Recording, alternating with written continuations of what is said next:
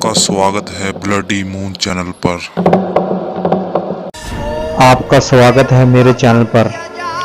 अभी हमारा चैनल नया है, आपकी सपोर्ट की हमको बहुत ज़्यादा ज़रूरत है, इसलिए हमारे चैनल को प्लीज़ सब्सक्राइब कर दीजिए। आज मैं आपको बताना चाहता हूं कि मरने के बाद हमारे साथ क्या होता है। जब किसी व्यक्ति की मौत होती है तो शरीर से आत्मा तुरंत निकल जाती है।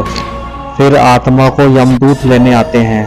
पहले तो उस आत्मा को यकीन नहीं होता कि वो मर चुकी है।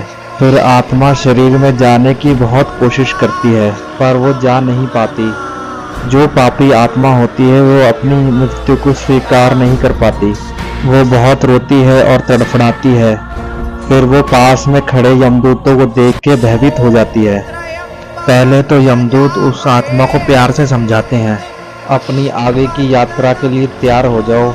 अब तुम्हारा फैसला यमराज करेंगे कि तुम्हें स्वर्ग मिलेगा कि नरक मिलेगा। जो आत्माएं समझ जाती हैं वो उनके साथ चल पड़ती हैं, और जो आत्मा जाने के लिए तैयार नहीं होती तो यमदूत उनको जबरदस्ती घसीट के ले जाते हैं। फिर आत्माओं का सफ़र चालू हो जाता है। पहले आत्माओं को वैतरणी नदी पार कराई जाती है। अगर आत्मा ने बहुत बुरे पाप किए होते हैं तो वो नदी खौलती और उबलती हुई नदी में परिवर्तित हो जाती है, जिसमें तरह तरह के अजीबोगरीब जंतु रहते हैं।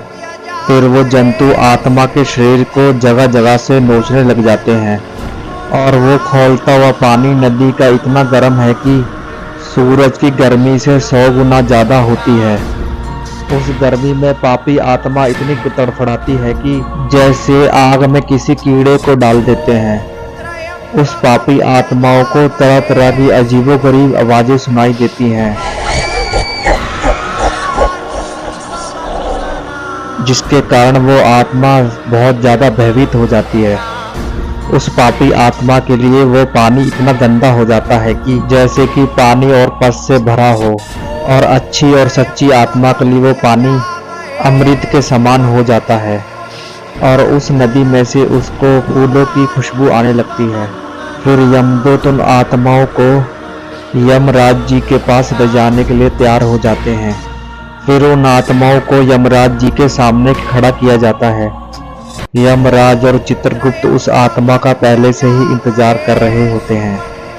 फिर चित्रगुप्त उसके जीवन का पूरा ब्यौरा देखता है कि उसने कितने पुण्य किए हैं और कितने पाप किए हैं। फिर पूरा लेखा जोखा देख के ये डिसाइड किया जाता है कि उसको नरक मिलेगा या स्वर्ग। अगर उस व्यक्ति ने पाप किए होते हैं तो उसको सजा मिलती है, और पुण्य किए होते हैं तो स्वर्ग मिलता है। जो पापी आत्मा होती है उसको सजा के लिए भेज दिया जाता है। फिर यमदूत उस पापी आत्माओं को तरह तरह की यातना देते हैं। अलग अलग पापों की वो अलग अलग तरह से सजाएं देते हैं। जो व्यक्ति लोगों के साथ अत्याचार करते हैं उनको खोलते हुए तेल में डाला जाता है।